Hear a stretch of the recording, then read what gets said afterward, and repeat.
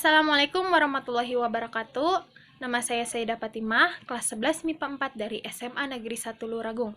Di sini, saya akan menjelaskan tentang sistem ekskresi pada manusia, yang terutama adalah pada ginjal. Bagian ginjal yang berperan penting dalam proses penyaringan darah dan memproses sehingga terbentuknya urin adalah nefron. Jumlah masing-masing ginjal pada manusia terdiri dari sekitar 1 juta nefron yang menjalankan tugasnya secara bersamaan. Artinya, proses pembentukan urin tidak hanya terjadi pada satu tempat, tetapi terjadi di setiap nefron yang terdapat pada ginjal. Jika diperbesar, akan terlihat seperti gambar berikut ini. Urutan perjalanan darah di dalam ginjal adalah sebagai berikut. Yang pertama, melalui arteri renalis, kemudian menuju arterilio-aferen, kemudian glomerulus, dan kemudian arterilio-eferen, dan kapiler vertebrular, dan yang terakhir adalah vena renalis. Ginjal berperan dalam proses pembentukan urin yang terjadi melalui 3 tahap. Tahap yang pertama adalah filtrasi atau penyaringan. Proses pembentukan urin diawali dengan penyaringan darah yang terjadi di kapiler glomerulus. Selain penyaringan, di glomerulus juga terjadi penyerapan kembali sel-sel darah, keping darah, dan sebagian besar protein plasma.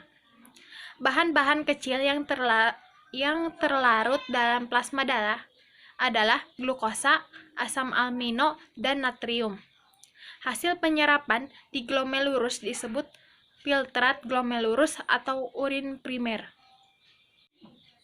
Tahap yang kedua adalah reabsorpsi atau penyerapan kembali. Bahan-bahan yang diperlukan dalam urin primer akan diserap kembali oleh tubulus continuus proximal.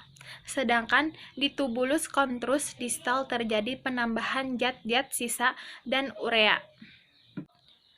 Substansi yang masih diperlukan seperti glukosa dan asam amino dikembalikan ke tubuh. Setelah terjadi reabsorpsi, maka tubulus akan menghasilkan urin sekunder. Zat-zat yang masih diperlukan tidak akan ditemukan lagi. Sebaliknya, konsentrasi zat-zat sisa metabolisme yang bersifat beracun akan bertambah, misalnya urea. Tahap yang ketiga adalah augmentasi. Augmentasi adalah proses penambahan zat sisa dan urea yang mulai terjadi di tubulus contortus distal.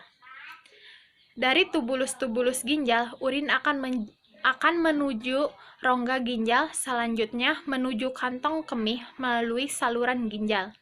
Jika kantong kemih telah penuh diisi oleh urin, dinding kantong kemih akan tertekan sehingga timbul rasa ingin buang air kecil. Urin akan keluar melalui ureta. Komposisi urin yang dikeluarkan melalui uretra adalah air. Misalnya, pigmen empedu yang berfungsi memberi warna dan bau pada urin. Cukup sekian yang dapat saya sampaikan, kurang lebihnya mohon maaf ditutup. Wabillahi taufiq wal hidayah. Wassalamualaikum warahmatullahi wabarakatuh.